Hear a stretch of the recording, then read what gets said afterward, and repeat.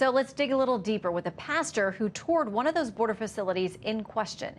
President of the National Hispanic Christian Leadership Conference, Reverend Samuel Rodriguez. Sir, thank you for joining us tonight. Thank you for having me. Okay, so you've heard what various members of Congress have said. Congresswoman Ocasio-Cortez is pushing back tonight against those who are questioning her. She says the right is responding to what's been exposed at the border by denying it and saying, I'm lying. Hard to assert when the details I shared are corroborated by other members of Congress, court documents, migrant testimony, and now photos released today by the Inspector General. So, Reverend, what did you see there? Shannon, I must be living in a parallel universe somewhere. As a devoted Trekkie, there must be some sort of, breach in the space-time continuum. I went this past Friday. I visited the controversial center in Clint, Texas, outside the outskirts of El Paso. I was driven by the same news stories that you and I both read, compelled and driven by compassion and a concern for these migrant children. I'm not a Republican or a Democrat. I'm a Christian committed to righteousness and justice. So I was driven, compelled. I called the White House and I asked for access, and they granted it. I went there. I was not restricted at all as it pertains to what I could ask or where I could go. Here's what I discovered. I found kids created in the image of God, and I found Border Patrol agents created in the image of God working together in a very difficult environment. I did not find soiled diapers. I did not find crying children. I did not find deplorable conditions. Quite the opposite. I found amazing people on both sides trying to make a very difficult circumstance better. So I don't know where everyone else is visiting. I spoke to the Border Patrol agents, the vast majority of which, by the way, are Latino. And many of them attend the churches that are part of our network. And I asked, hey guys, did you stage this? Did you guys flip the script just to accommodate people like me? And they went, Pastor Sam, absolutely not. You are looking at the very thing that existed here for a number of weeks. So it's not that we shifted because of any deplorable conditions that were discovered. What I also discovered was that the original report, the attorneys that actually reported the soiled diapers and deplorable conditions, they never, ever walked through the center. Let me repeat that.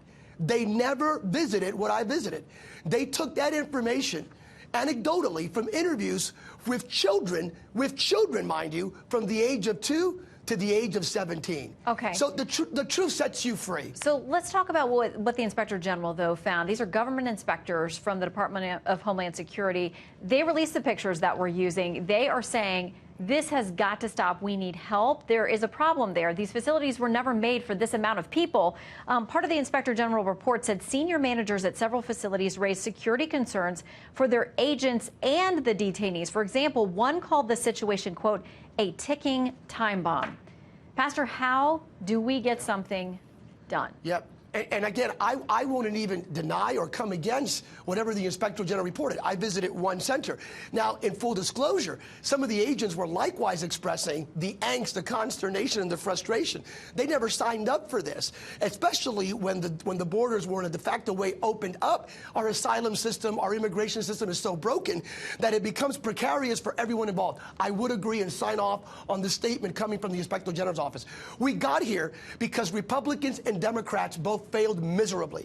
We got here because Congress is playing politics with millions of individuals, with the sovereignty of our nation, and with the protection of our border. We got here because it's apathy. We got here because of political expediency. We need to act now. I mean, I hope and pray this Inspector General's report, but in the full balance of things, what I am completely against is condemnation, shaming, and coming against those Border Patrol agents that are trying their best to make a very difficult circumstance better for those involved. Well, Pastor, I'm sure that you, including me and many other people, pray that our leaders will have wisdom and compassion. This is not an easy thing to solve, but they've got to come together regardless of party and fix it.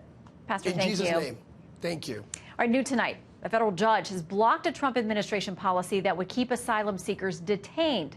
That policy, announced by the Attorney General in April, would deny a bond hearing to asylum seekers with a credible fear of persecution if returned to the places they fled. That lawsuit was filed by the ACLU and other immigrants' rights advocates.